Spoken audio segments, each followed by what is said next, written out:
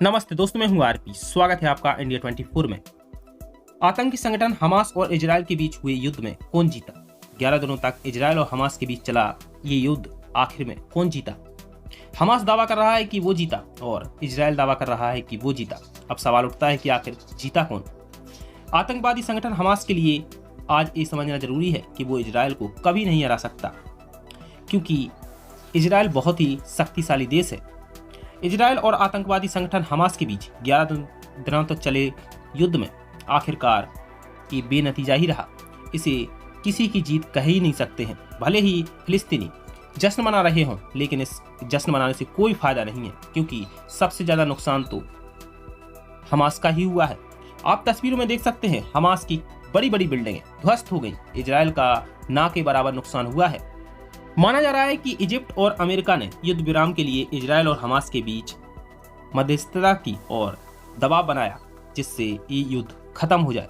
हालांकि इसके पीछे की वजह ये बताई जा रही है कि इजरायल पर गाजा पट्टी के हमलों को लेकर भारी अंतर्राष्ट्रीय दबाव था। जो देश पहले इजरायल के समर्थन में थे, वो उन देशों ने गाजा में इजरायल के हवाई हमलों के बाद अपना मत बदल लिया था और इजरायल पर दबाव बनाया। इसी के चलते ये युद्ध विराम हुआ, जबकि हमास पर भी अंतर्राष्ट्रीय समुदाय की तरफ से दबाव पड़ रहा था और वो फिलिस्तीनी अरब लोगों की आड़ में इजरायल के नागरिकों पर रॉकेट दाग रहे थे। यानी दोनों पक्षों पर दबाव था। इसकी वजह से 11 दिनों बाद युद्ध विराम पर सहमति बन पाई। लेकिन अब सवाल उठता है कि ये युद्ध जीता कौन? क्योंकि फिलिस्तीन में जश्न मनाया गया जैसे वो बहुत बड़ी जंग जीत गए हों।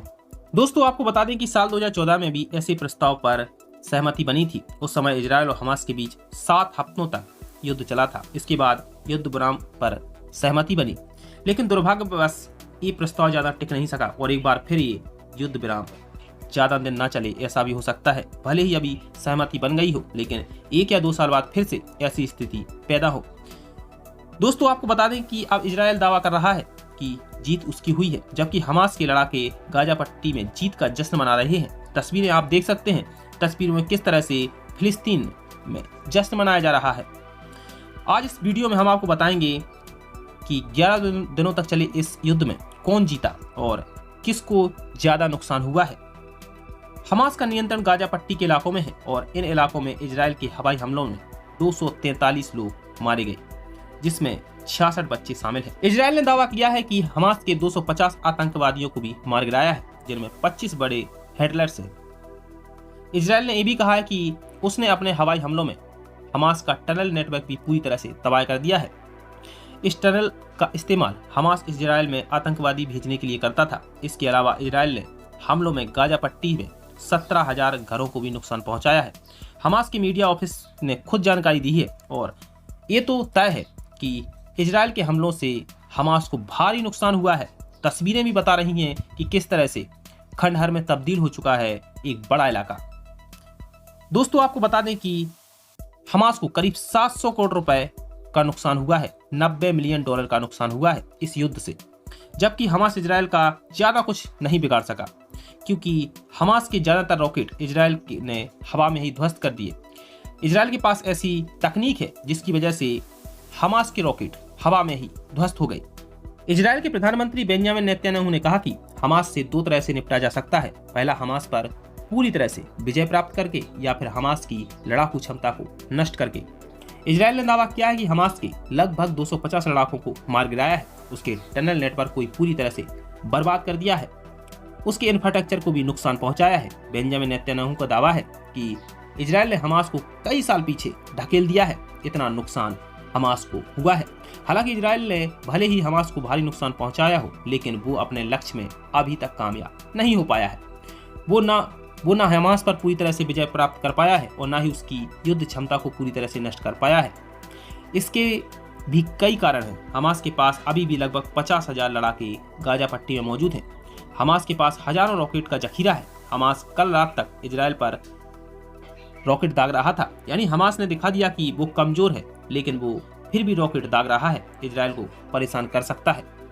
वहीं हमास द्वारा युद्ध शुरू होने की 2 प्रमुख वजह बताई जा रही हैं। पहली, इजरायल द्वारा पूर्वी यरूशलेम में फिलिस्तीनी नागरिकों के घर खाली कराना और अल बक्सा मस्जिद में रमजान के आखिरी शुक्रवार को हुई झड़प। जिस दिन झड़प हुई उसके अगले दिन ही हमास ने इजराइल पर रॉकेट दागना शुरू कर दिए थे। ये रॉकेट दागकर हमास ने जता दिया कि वो फिलिस्तीनियों का असली मसीहा है। भले ही हमास के अधिकतर रॉकेट इजराइल ने हवा में ही नष्ट कर दिए। दोस्तों, आपको बता दें कि इजराइल ना कभी हारता है और ना ही हारेगा। हमास कुछ भी कर ले, लेकिन इजराइल का कुछ बिगड़ने वाला नहीं है, क्योंकि अब जो तस्वीरें आ रही हैं वो यही बता रही हैं कि हमास का भारी नुकसान हुआ है। कई बिल्डिंगें खंडहर में तब्दील हो चुकी हैं, हजारों बिल्डिंगें खंडहर में तब्दील हो चुकी हैं, जबकि इजराइल का ना के बराबर नुकसान हुआ है। हमास दुनिया का सबसे अमीर आतंकी संगठनों में से एक है और हमास इस दुनिया का तीसरा सबसे अमीर आतंकी संगठन है। हमास फिलिस्तीनियों के नाम पर पूरी दुनिया से मदद के रूप में आर्थिक मदद जुटाता है, लेकिन ये मदद कभी फिलिस्तीनियों तक नहीं पहुंचती। यानी वो अपने लिए हथियार खरीदता है और फिलिस्तीनियों के नाम पर वो खूब पैसे दुनिया भर से मांगता है। लेकिन हमास कुछ भी कर ले, इजराइल का कभी भी कुछ नहीं बिगाड़ पाया है, क्योंकि अभी भले ही फिलिस्तीन में जश्न मनाया जा रहा हो, लेकिन इजराइल में कुछ नहीं नुकसान हुआ, जबकि हमास का ही नुकसान हुआ है। फिलिस्तीनी बेवजह जश्न मना रहे हैं, क्योंकि जिस तरह से तस्वीरें आ रही हैं वो ये बता रही हैं कि हमास को भारी नुकसान हुआ है। तस्वीरें गवाह हैं कि भारी नुकसान हमास को ही हुआ है। हजारों इमारतें ध्वस्त हो गई हैं, करीब 300 लोग मारे गए हैं। इसके बावजूद भी फिलिस्तीन में जश्न मनाया जा रहा है। ये जश्न क्यों मनाया जा रहा पता नहीं, लेकिन इजराइल को ना के बराबर नुकसान हुआ है, क्योंकि इजराइल ना हारता है ना हारेगा। दोस्तों, इस वीडियो में इतना ही। देश दुनिया की तमाम खबरों के लिए India 24 subscribe now and press the bell icon. Never miss N